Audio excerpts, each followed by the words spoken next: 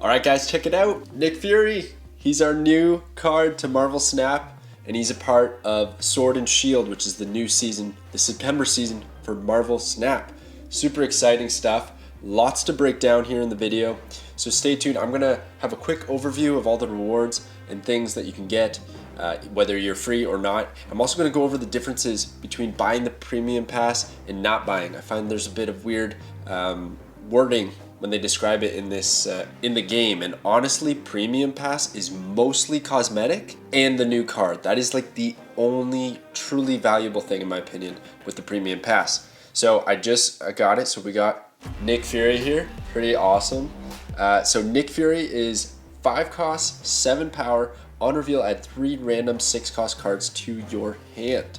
Okay, so I recently did a data mine video. He was just in my last one, so I just recently talked about this card, and already I got feedback, and I've kind of changed my mind slightly.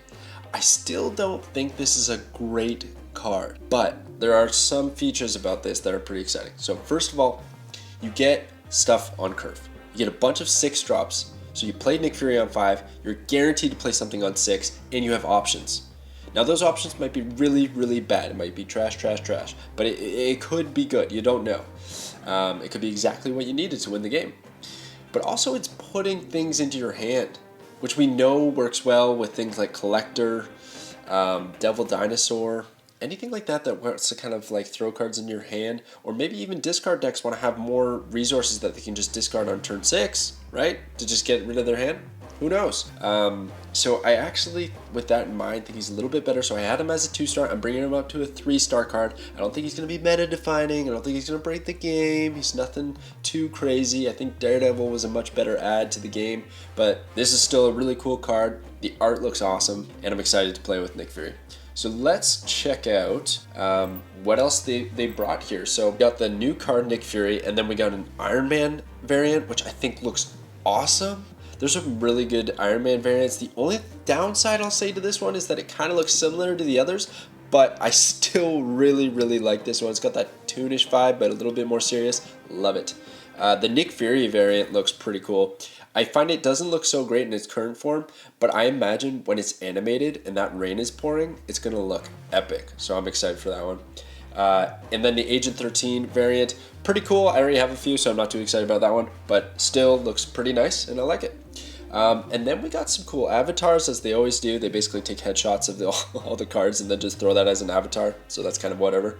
But then we got 2 card backs, and there's something really interesting about the card backs that I'm going to get to in a second. So let's look at premium versus free. Okay, like I said, the card is the real value of buying the premium pass. If you do not buy the premium pass, Nick Fury will only be available 8 weeks after today, right? So in 2 seasons, he'll be available in Pool 3, only for you to have the chance of randomly getting him in your collector's reserves.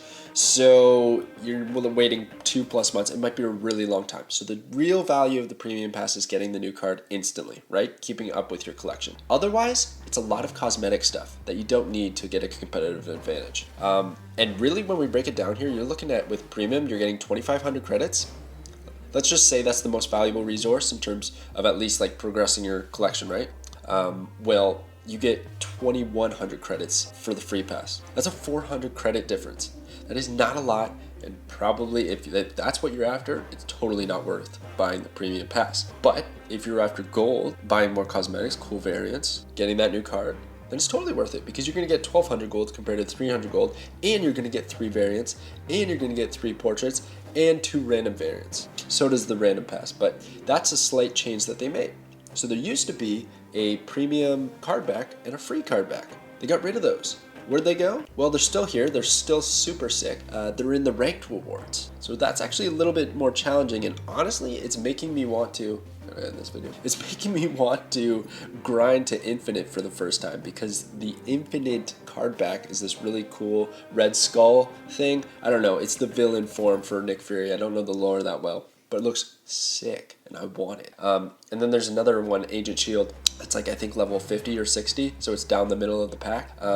So they kind of made a change there. And the way they compensated for it in the passes is they added an extra random variant for both the premium and the free. I don't know if that's worth it. I don't know if you guys value the card backs over the random variants, because sometimes the random variants for a card that you don't really like, it's random, might not be, you know, you might not end up using it, whereas the card backs, you can use it whenever really you want. I don't know. To me, it doesn't make a huge difference. But otherwise, everything's pretty much the same. Again, if you want just credits, don't get the premium pass. If you're after a lot of cool cosmetics in the new card, buy the premium. All right, so we're gonna go over some games really quick. So just to check out Nick Fury, see how he does. So this is what I was talking about. They got the Avengers card back right here, and then I don't know what it is. I know it's Red Skull Tide. But let's get into it. I just pulled this deck randomly together just to I just want to try Nick Fury out. Interesting counter, and I drew him. Awesome. So I drew Nick Fury and I drew the counter. So Ronin. You know, my opponent's going to put 3 6 cost cards in their hand. They're only going to be able to play 1. That's like giving Ronin +4 power. Not bad. Not bad at all. Might be good. But we'll find out. We'll find out. Alright, so they're going to play Angel, get a bunch of squirrels out there, who cares? We are not going to be able to do anything. I do have 1-drops in here. I put Iron Man, I put Agent 13 because that's the flavor. Sword and Shield, baby. Scorpion, that is so nasty and so incredibly rude. But that's cool, it's cool, we're over it. Let's flood his hand with a bunch of rocks. I was thinking that Maximus could be good with the Ronin synergy, and also if he's planning on playing Nick Fury, then he doesn't have enough space. Because that's something to consider, right? You gotta have the space in your hand. You only can have 7 cards in your hand. When you play Nick Fury, you gotta watch out for that. So let's look. He's got 6 cards in his hand. I could go Devil Dino. I also could play 2 cards because I plan on following up with Nick Fury after. So that is probably the play. The rocks do not matter where they go. Let's just throw it mid because who needs it? Then we're probably going to Nick Fury on the right and then see what we get with those 6-drops. But again, even now I'm having issues with my hand size. He really is between the 3 and 2 star rating for me. I don't really know how I feel about him yet. I am going to get all 3. I am going to get all 3 of the 6-drops. I'm not going to draw a card from my deck. But that's probably okay. I'm really not focusing on winning this game, by the way. This is purely just to see this card. Oh, and does he have an animation? A voice line?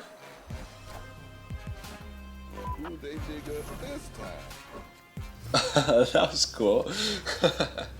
He calls in the ship. He calls in the boys to send them in. So we got Heimdall, Onslaught, a whole lot of nothing that's gonna help us out now, is there?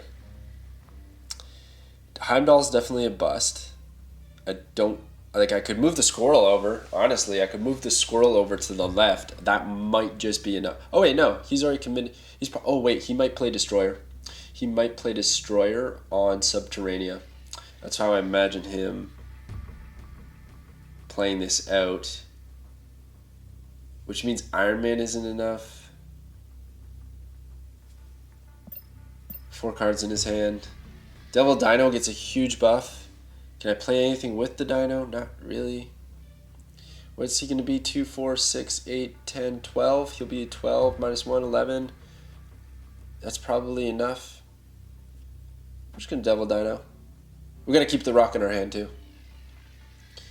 And we'll snap. That's cool, guys. I love that animation. That's really cool. Nick Fury.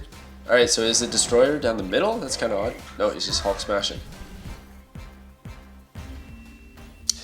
Guys, I don't know if this is the good deck or the most optimal way to play him. Tell me what kind of combos you foresee Nick Fury working with, besides just like a hand increasing, hand locky kind of deck. Let's see the frame break.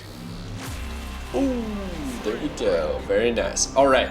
Hope you enjoy the new season, and I'll catch you guys next time.